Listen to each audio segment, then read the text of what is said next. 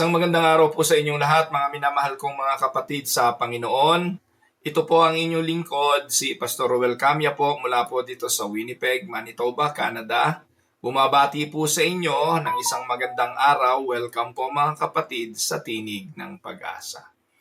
Bilang pagpapatuloy po ng ating pag-aaral sa Aklat ng Mga Gawa, ang ating pong pag-aaralan ngayon ay pinamagatang The Transforming Grace of God in the Life of Saul. Acts 9:1-9. Samahan po ninyo ako at ating pong basahin ang mga talatang ating pagbubulay-bulayan. Meanwhile, Saul was still breathing out murderous threats against the Lord's disciples.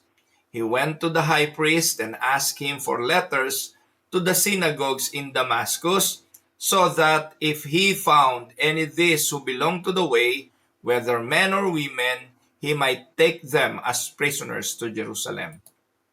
As he neared Damascus on his journey, suddenly a light from heaven flashed around him.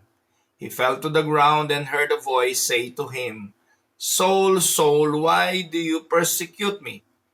"Who are you, Lord?" Saul asked. "I am Jesus whom you are persecuting," he replied. "Now get up and go into the city, and you will be told what you must do." The men traveling with Saul stood there speechless. They heard a sound but did not see anyone. Saul got up from the ground, but when he opened his eyes, he could see nothing. So they led him by the hand into Damascus. For 3 days he was blind and did not eat or drink anything. Pagpalain nawa ng Panginoong Diyos ang pagkabasa at pagkadinig ng kanyang mga banal na salita na sa araw na ito'y ating pagbubulayan. Nakalipas na mga araw ay tinalakay natin ang kasaysayan ni Esteban, ni Felipe, at ngayong araw na ito ay ang buhay ni Saul na eventually ay pinalitan ng pangalan na naging si Apostol Pablo. But before that, let us go back a little on the book of Acts at ating balikan ang pag-aaral. Hindi po natin maikakaila at gaya ng ating pinag-aralan, ang Aklat ng Mga Gawa ay sinulat po ni Lucas as a continuation of his gospel. Meron pong Gospel of Luke, hindi po ba? So bilang continuation ng Gospel of Luke, sinulat po niya yung Aklat ng Mga Gawa.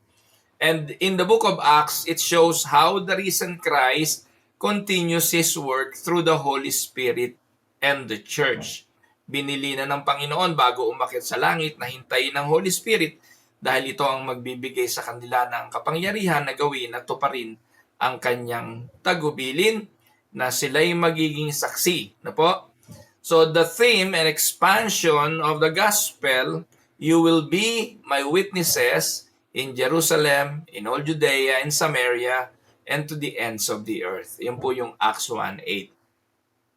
Pero para matupad ang mga bagay na yan, they need to wait. They need to wait for the empowerment. And the empowerment and the ability to do those tasks of being a witness, manggagaling din yan sa Diyos.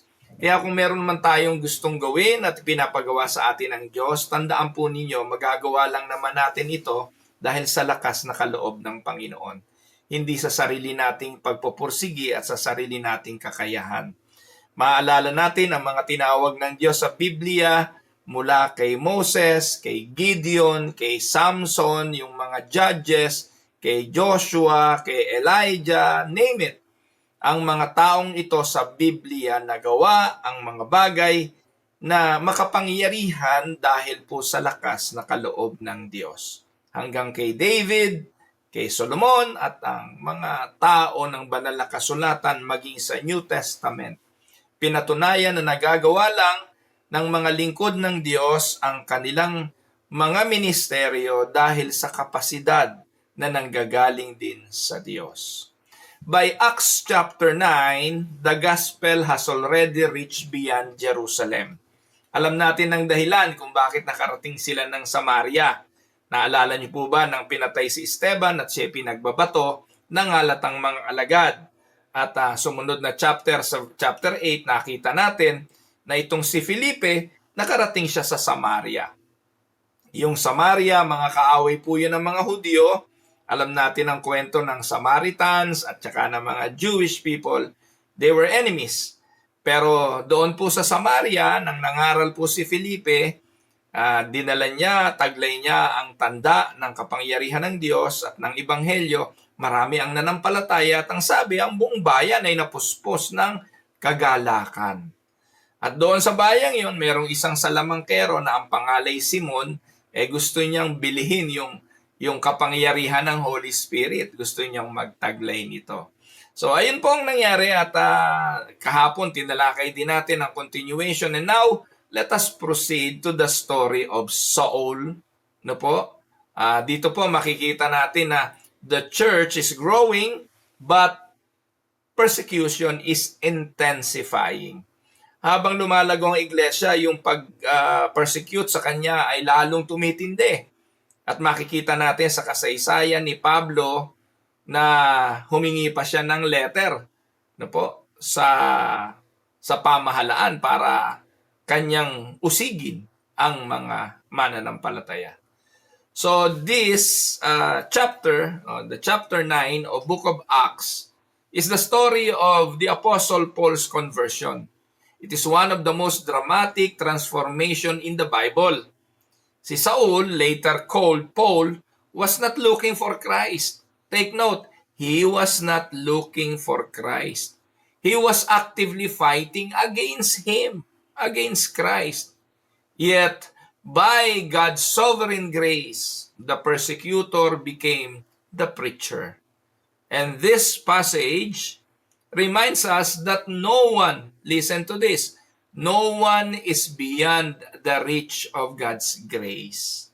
Lagi niyo pong tatandaan, huwag kayong susuko sa mga mahal niyo sa buhay. Huwag nating titigilan ng pananalangin at pagbabahagi ng pag-ibig ng Diyos at ng kanyang pagliligtas yung mga taong nakapaligid sa atin, because no one is beyond the reach of God's grace. Hindi natin alam, sila pala'y kabahagi ng pagliligtas ng Diyos. So bahagi na natin sila ng Ebanghelyo. Now, to proceed with our lesson, let us go and discuss verse by verse the passage. Verse by verse explanation, let us go to verse 9. Acts 1 o 9:1, no, verse 1 rather, ng chapter 9. Pahuman po mga kapatid, medyo under the weather po ang inyong lingkod. Medyo masama po ang aking pakiramdam. Ang akin pong katawan ay masakit para akong tatrangkasuhin. At bagamat may nararamdaman tayo, pagpapatuloy po natin ang ating pag-aaral ngayong umaga. Sabi ng talata, but Saul still breathing threats. Now, can you imagine the word breathing threats? And murder against the disciples of the Lord went to the high priest. So, Saul was not neutral toward Christ. During the time, maraming mga tao na mga nonchalant, walang pakialam. Narinig yung mensahe kay Jesus, but wala silang pakialam. So be it. May mga tao na nakikita yung mga himala, wala silang pakialam. Kung ano man yung mga ginagawa ng mga apostol na yan, they don't care. Pero itong taong ito, si Saulo, hindi siya walang pakialam. In fact, pakialamero siya. At ang gusto niyang gawin ay tapusin ang buhay ng mga Kristiyanong ito. He was not neutral towards the disciples or towards Christ. He was violent and he opposed what the disciples are doing. So, ang term na ginamit, he was violent to him, his very breath. Can you imagine, no? Breathing threats. Yung kanyang mga paghinga ay puro akusasyon, puro pananakot, puno ng threats para sa mga Christians. Ang term na ginamit, his very breath was filled with threats against Christians. And this shows the depth of human sin.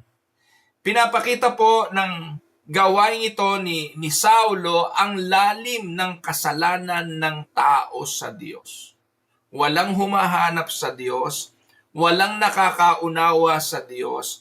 Kung hindi walang pakialam, ay kaaway naman. Nakikialam pero kaaway at against sa ating Panginoon. So by nature, we are enemies of God. Romans 8:7. Atin po nakita yan. By nature, hindi tayo kabati ng Diyos. By nature, hindi tayo malapit sa Diyos. Kaaway tayo ng Diyos. So Saul's heart was hardened like Pharaoh, and yet he thought he was serving God by persecuting Christians. Ang kanyang paniniwala, tama yung ginagawa niya, at ang bawat Kristiyanong kanyang mapapatay ay paglilingkod sa kanyang relihiyon. At ito ay kinoconsider niyang devotion sa Diyos.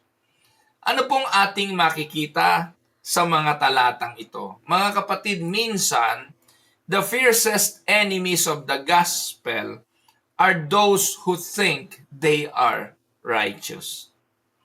Ang isa sa pinakamatinding kaaway ng Ebanghelyo ay yung mga tao na sa tingin nila sila ay matuwid. Naalala niyo po ba mga kapatid yung rich young ruler na lumapit sa Panginoong Hesukristo na mayaman, matalino, no? At ang tanong niya sa Panginoon, anong kailangan kong gawin upang magmana ng kaharian ng Diyos? Ang sabi ng Panginoon, sundin mo ang kautusan. At ang sagot ng lalaking ito, ginagawa ko na po yan. So yung pong idea na ako'y matuwid, I have been and I've been a righteous person, masunurin ako sa kautusan, hindi ako katulad ng mga magnanakaw. Most of the time, we compared ourselves, saan? Hindi ako corrupt na politician, hindi ako crocodile sa Kongreso o sa Senado, hindi ako magnanakaw katulad ng iba. So kapag gano'n na naging panuntunan at pamantayan natin, i-consider nga natin ang sarili natin na tayo ay matuwid. Dahil hindi tayo kasing sama nung mga kinikilala ng mundong itong ubod ng sasama. Pero ang realidad, wala namang matuwid, wala kahit isa. Pagdating sa harapan ng Diyos, ang pumatay, ginlitan ng leeg ang tao, minasaker, at yung taong nag-iisip ng masama sa kanyang kapwa, pareho rin ang level ng kasalanan. Tama po ba mga kapatid? You may not probably murder somebody by hacking him or killing him or shooting him by gun in the head. Pero nag-iisip ka naman ng masama sa kapwa mo, ano kaibahan nun? Ang sabi ng Panginoong Hesukristo, mamamatay din tao. Mamamatay tao rin tayo nun. Di ka nga nangangalo niya, wala ka nga number 2, number 3, number 4.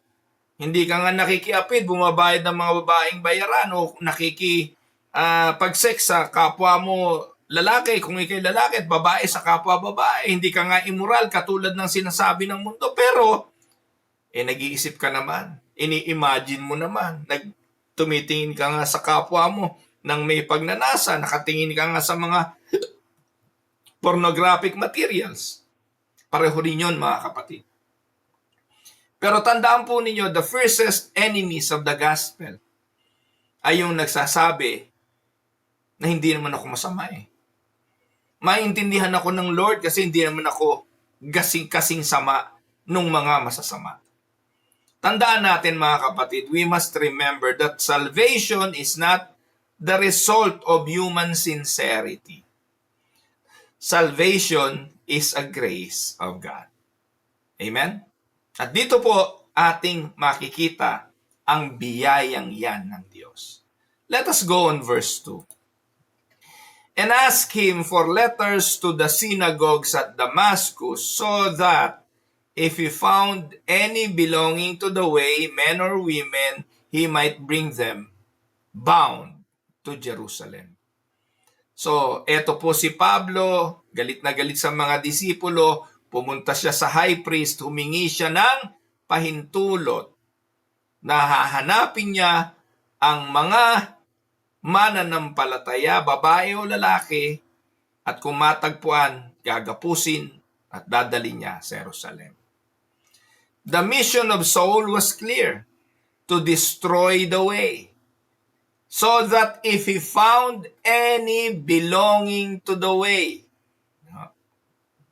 Yung way na binabanggit dito ay ang daan ng mga mananampalataya, the disciples, the early Christians, the movement, yung Christian work na noon ay lumalaganap.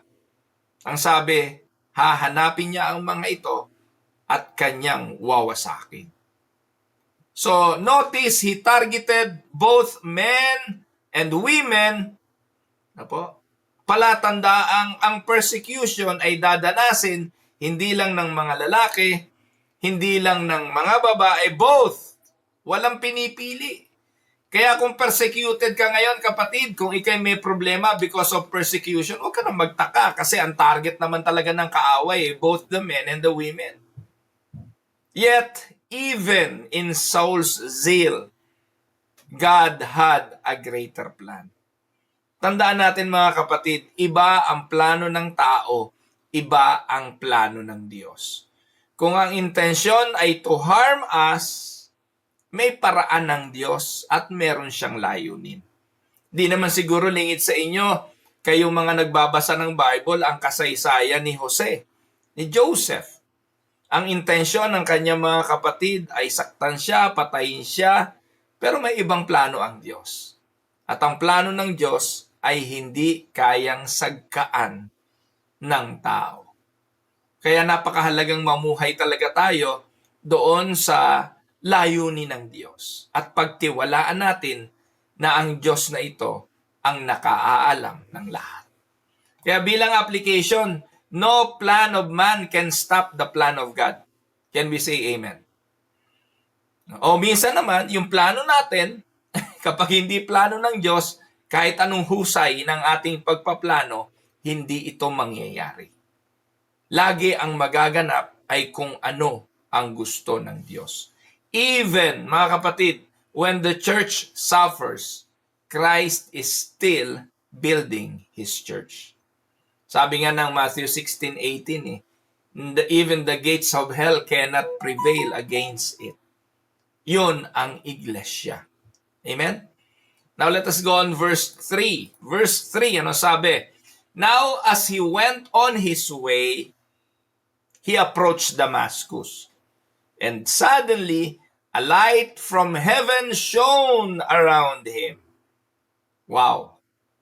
So here is what we call the divine interruption.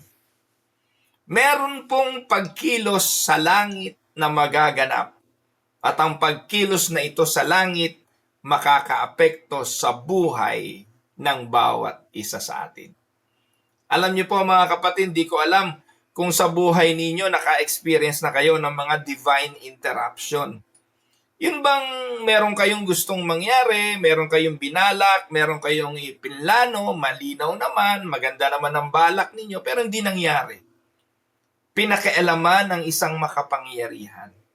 Pinigilan, hindi pinahintulutan. Alam niyo mga kapatid, si Saul, ang kanyang biyahe was stopped by the sovereign intervention of Christ. The light from heaven symbolizes the glory of God breaking into His darkness.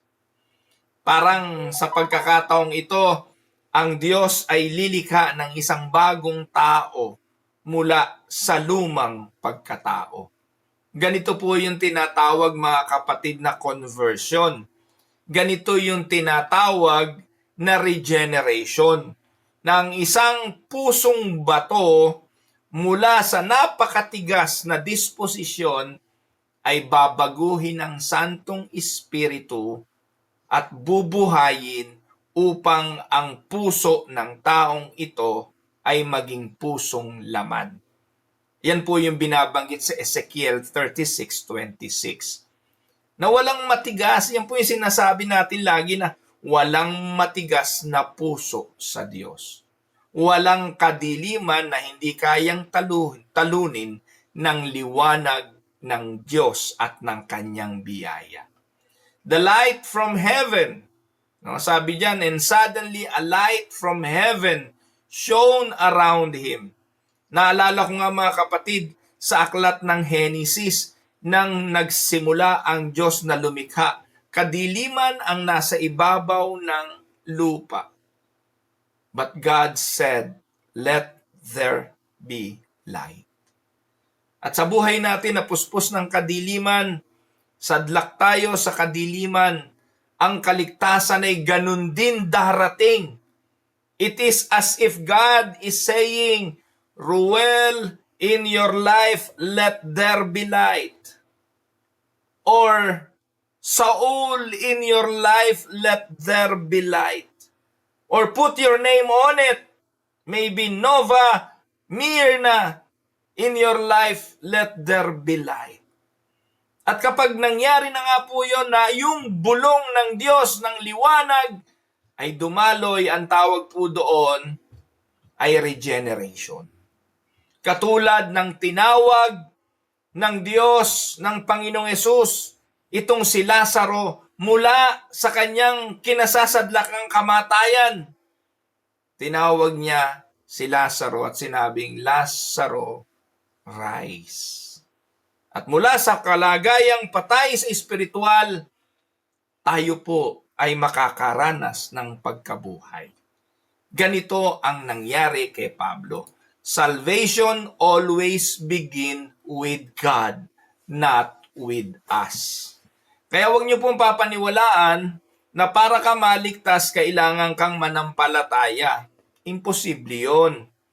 Ang kaligtasan magsisimula sa Diyos. Siya muna ang kikilos, bubuhayin ang ating puso, at saka tayo mananampalataya. Doon lang natin makikita na ang kaligtasan ay biyaya at ang pananampalataya ay kaloob ng Diyos. Hindi the other way around. Ang turo po ng marami, ang turo ng mga Armenians, ay manampalataya ka para ka maligtas. Ang tanong na malaki, paano ako makakapanampalataya katulad ni Saulo? Kaaway nga niya yung Kristiyano, kaaway nga niya si Jesus. Paano siya makakapanampalataya kay Jesus nun? Pine-persecute nga niya. So, sino ang dapat kumilos? Yung tao ba? O ang Diyos? Hindi ba linaw-linaw naman sa kasaysayan, ang Diyos muna ang kailangang kumilos, buhayin yung patay na espiritu ni Saulo, and then conversion will happen. So many times, take note, God interrupts our plans to accomplish His plans. Just as He stopped the apostle, or just as He stopped Saul, He stops us in our sins and turns us toward Himself. Amen, mga kapatid?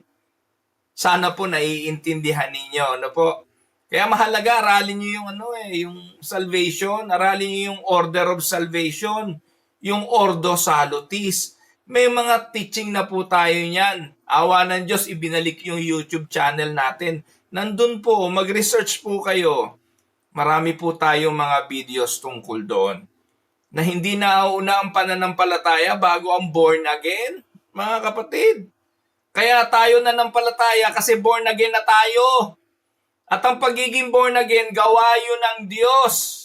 Hindi ka mananampalataya para ma-born again.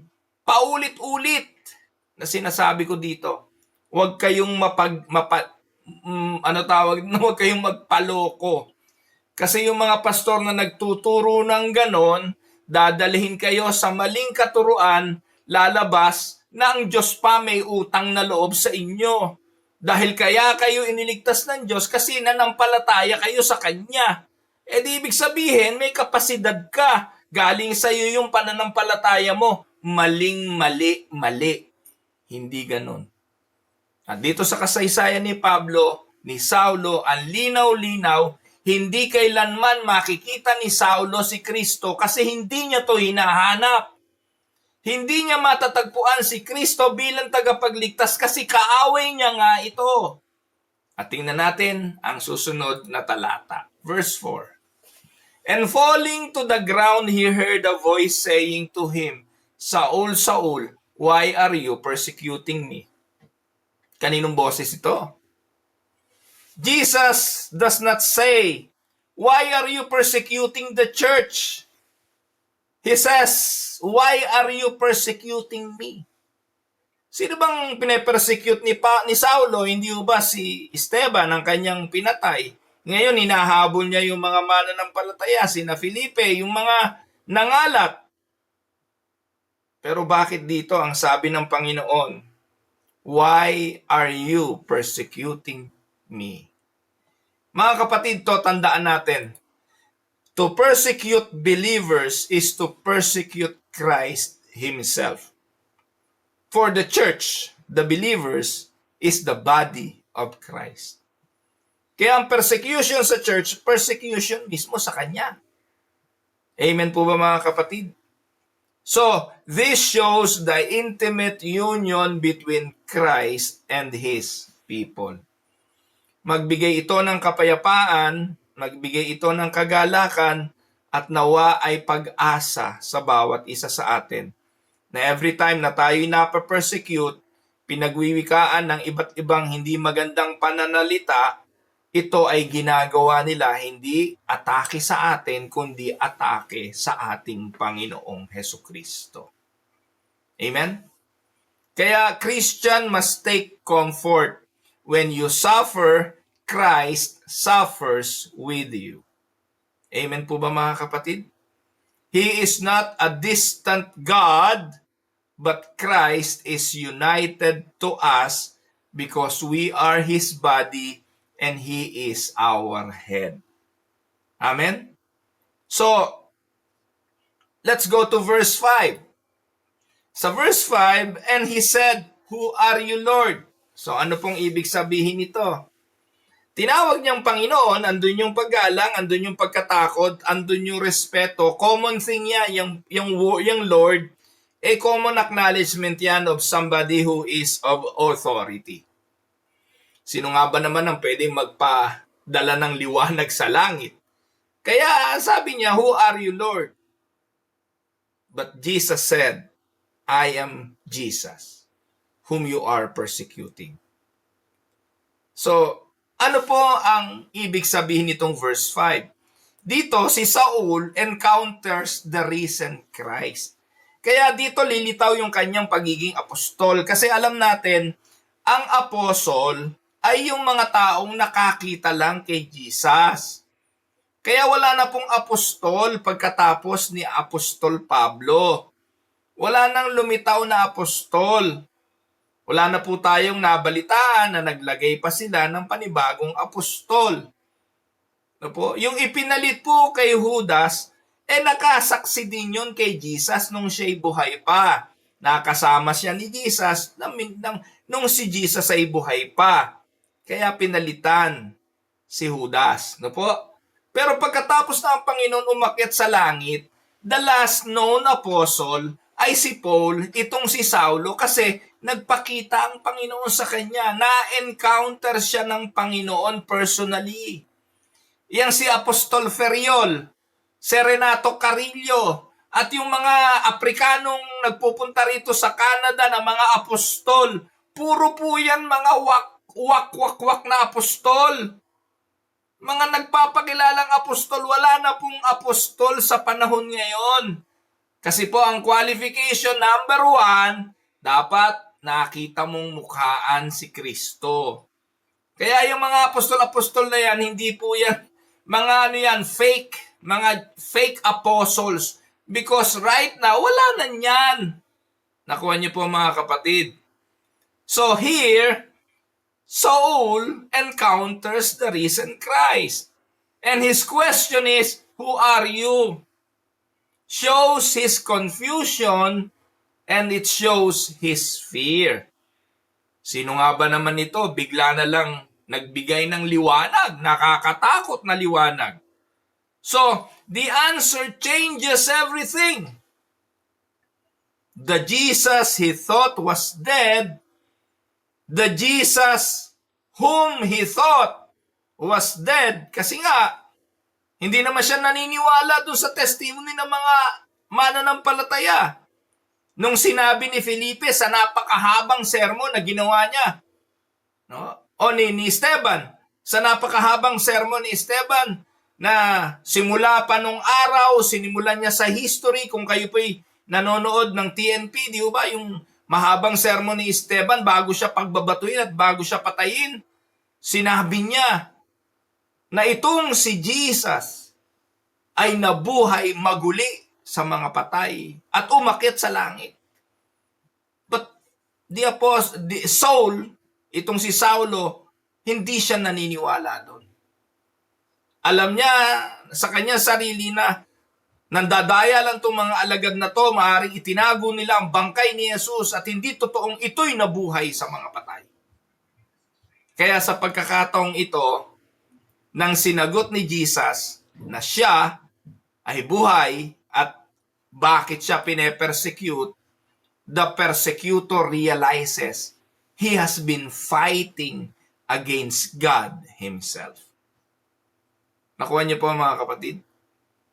So, akala niya patay na, pero eto't buhay. At ako pala'y lumalaban sa isang Diyos na nabuhay. So, bilang application, tandaan, every sinner must come to this realization that Jesus is Lord. Kaya makikita natin doon sa sinasabi ni Apostol Pablo na, and if anyone confess that Jesus is Lord, will be saved. Bakit? Ang totoo po na makapagpapahayag sa kanyang sarili at maniniwala na si Jesus ay Panginoon ay yung mga ligtas. Kasi what's the point of declaring that Jesus is Lord if you don't believe it? Jesus is Lord, meaning Christ risen from the dead and He overcame death itself. Amen, mga kapatid? So, true conversion begins. Ito, iba yung conversion, iba yung regeneration. Yung regeneration, ito yung pagkilos ng Diyos na yung patay na espiritu ay bubuhayin. Diyos lang ang may kapasidad nun. Yung conversion, yung taong binuhay, ay magpapakita na ng pananampalataya. Magsisisi na sa kanyang kasalanan, iyon ang simula. Iyon ang conversion. At ang simula ng conversion ay ma-realize mo kung sino si Jesus. Amen? Na makikilala mo na siya bilang daan, katotohanan, at buhay na ang dahilan kung bakit siya namatay sa krus ay para sa iyong kasalanan, marirealize mo na ikay ubod ng dumi, walang kakayahang lumapit sa Diyos, ubod ng sama, at kailangan magsisi sa mga kasalanang ito at sumunod sa Panginoong Hesukristo. Ang tawag doon, conversion. Amen? Verse 6. But rise and enter the city, and you will be told what you are to do. So here, Jesus not only reveals Himself to Saul, but also gives him a command.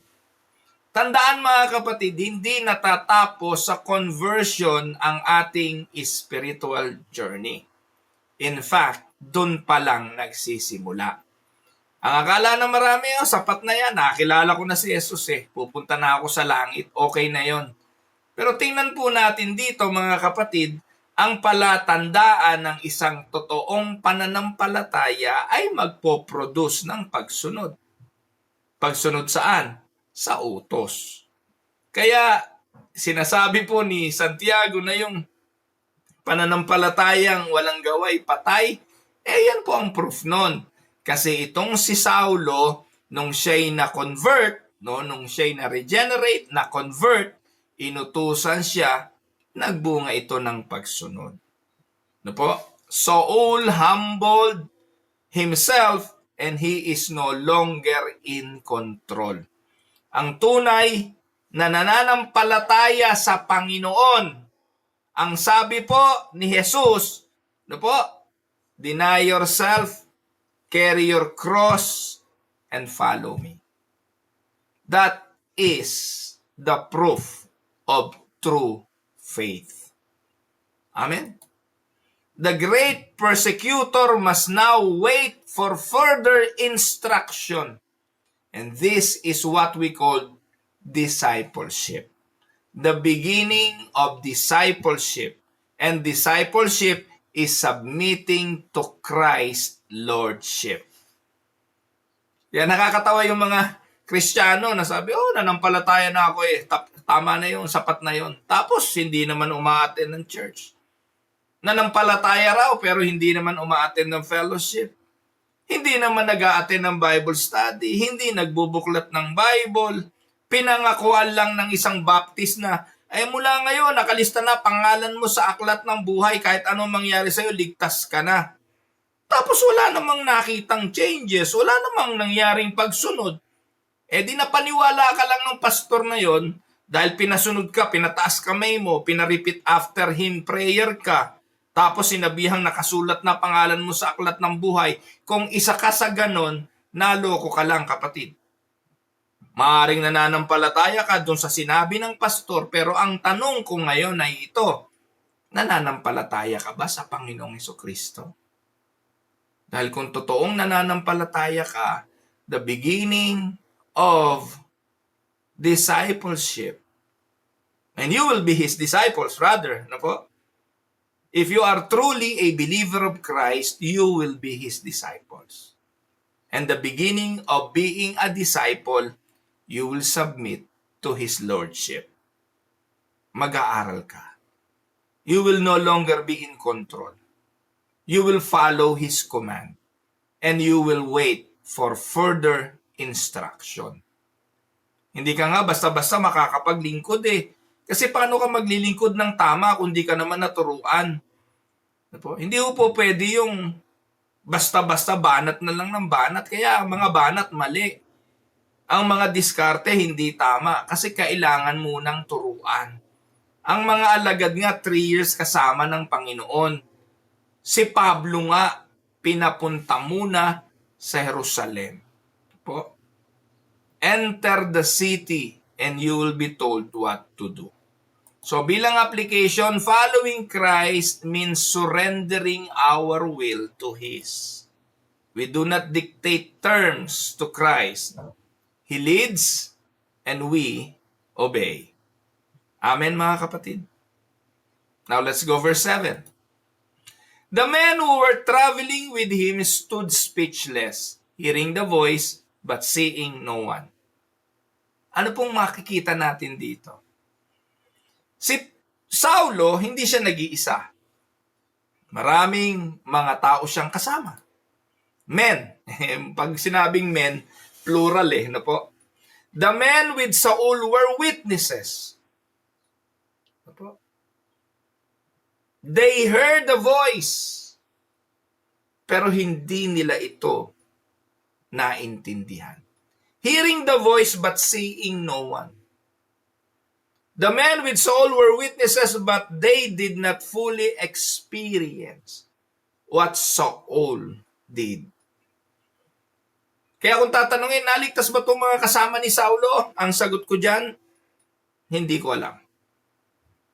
Pero the fact na binigyan ng emphasis ng Biblia na hindi nila nakita ang sinuman at hindi nila naunawaan ang usapan, hindi inireveal sa kanila ni Jesus ang mga bagay na inireveal niya kay Saulo. Kaya ang pangangaral ng Ebanghelyo, mga kapatid, hindi natin alam kung sino ang tatanggap at hindi natin kilala kung sino ang binuksanan ng Diyos ang puso para manampalataya. Kaya tayo mangangaral lang. Dito nga po si Jesus na tumawag Pero ang tinawag niya si Saulo lang. Amen? This reminds us that salvation is a personal encounter with Christ. Others may be around the gospel, but only those whom God calls will be truly transformed. Ito yung sa theology tinatawag na effectual call. Yung totoong tinawag, tutugon, kasi effective yung calling. At dito, Effective yung calling kay Saulo, pero hindi sa kanyang mga kasama. Imagine niyo, parehong salita lang yun eh. But si Saulo, naintindihan niya, yung iba hindi. Ganyan din. At hindi tayo bilang mangangaral ang mangungumbinsi para sabihin lahat yan ay makumbinsi natin. Hindi. It is only the Holy Spirit that can change the heart. Amen? So bilang application, being near the truth does not save us. We must personally encounter the risen Christ by faith. Amen? Verse 9 or verse 8. Saul rose from the ground, and although his eyes were opened, he saw nothing. So they led him by the hand and brought him into the city of Damascus. Sorry mga kapatid, nabanggit ko kanina Jerusalem, hindi, Damascus. No. So the proud persecutor is now humbled. Once full of power, he now cannot even walk without any help. Kanina, punong-puno ng power, punong-puno ng kapangyarihan, may mga kasamang utusan, pero ngayon, kung hindi akayin, ay hindi makakarating sa patutunguhan. God strikes him blind, showing that spiritually, Saul had been blind all along. His physical blindness mirrors his spiritual condition. At tandaan natin mga kapatid, God often humbles us before He exalts us.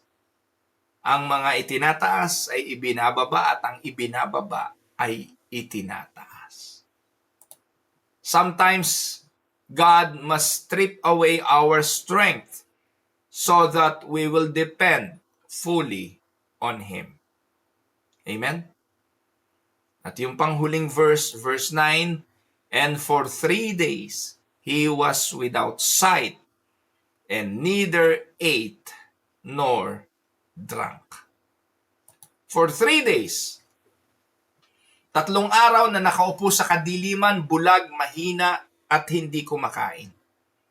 Mga kapatid, this is a picture of repentance. God is preparing His heart for the new life to come.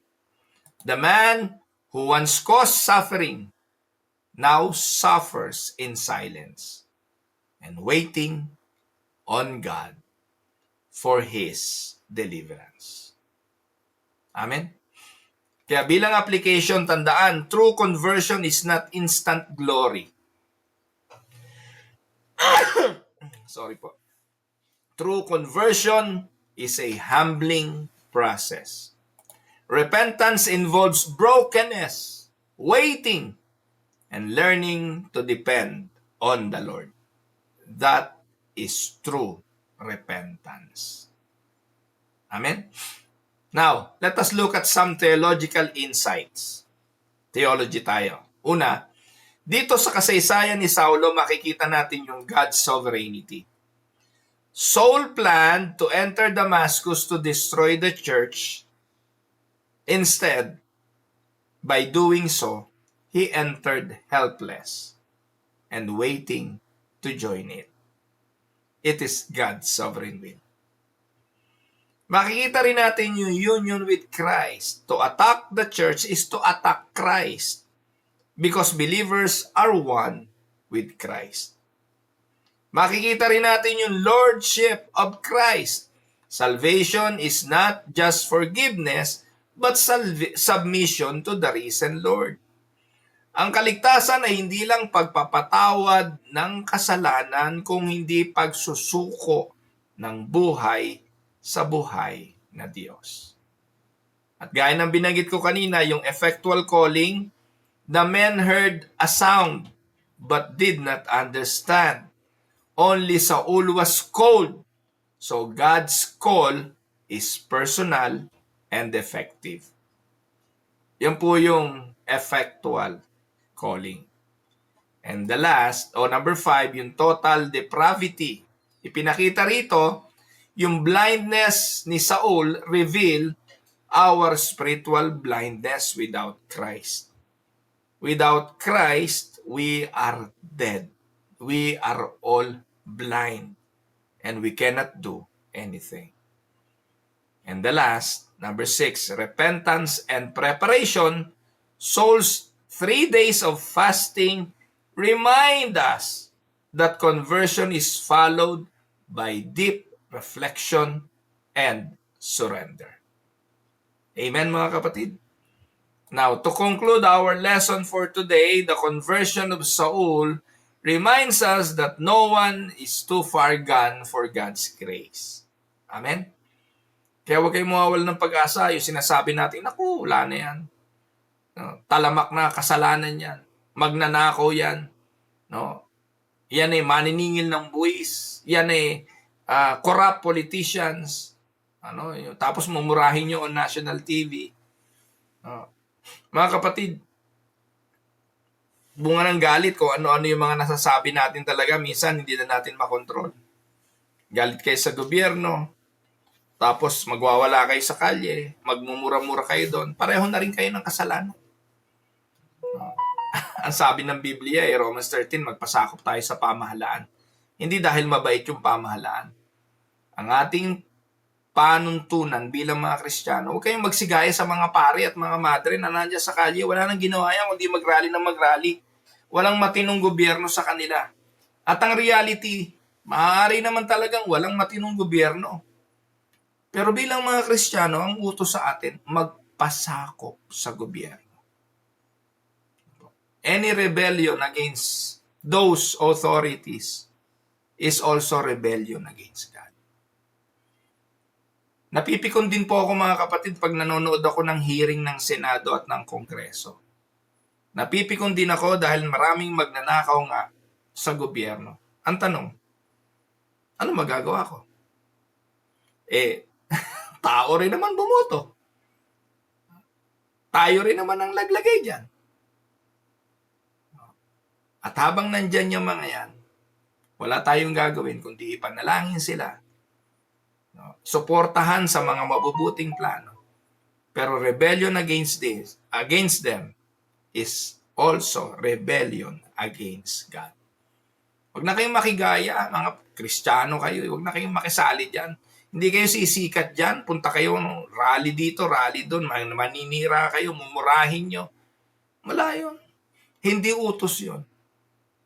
Ang utos sa atin, pairali natin ang liwanag sa buhay natin bilang mga Kristiyano. Ngayon, yung mga nandyan sa mga kongreso, senado, nasasabing mga pastor sila yung mga mababait. Tapos ganun din naman pala. Panalangin natin. Hayaan natin ang Diyos kasi Diyos lang naman ang pwedeng bumago ng puso. And take note, no one is too far gone for God's grace. Who knows? Ang Diyos ay kumilos, baguhin ang mga puso nila. So the persecutor became the apostles because Jesus revealed Himself in power. So, nawala yung letter T. The persecutor became the apostles. Saul became the apostle because Jesus revealed Himself in power. Now, bilang reflection question, pagbulayan po natin ito. 1. How does Saul's transformation encourage you when praying for those who seem far from God? 2. What does this passage teach us about the union between Christ and His church? 3. In what ways has Jesus interrupted your life to bring you closer to Him? Ang gandang pagbulayan ito sa mga small group Ano yung mga interruptions na nangyayari sa buhay mo na sinadya ng Diyos? Are you truly surrendered to Christ's Lordship? Or are you still trying to be in control? Sama niyo po sa prayer ang inyong lingkod para po sa aking kalusugan. Medyo masama po talaga ang aking pakiramdam. Saglit po tayong tumungo tayo manalangin. Heavenly Father, we thank you for the reminder that your grace is better than our sin. Just as you, O Lord, transformed Saul, transform us by your power. Help us, O Father, to surrender our lives fully to your will and to trust your Son as our Lord. Give us boldness to proclaim the gospel, knowing that you can save even the hardest of hearts. In your mighty name, we pray. Amen and amen. Magandang araw po sa inyong lahat. Pagpalain po kayo ng Panginoon. Ito po ang inyong lingkod, si Pastor Ruel, para po sa Tinig ng Pag-asa. God bless everyone.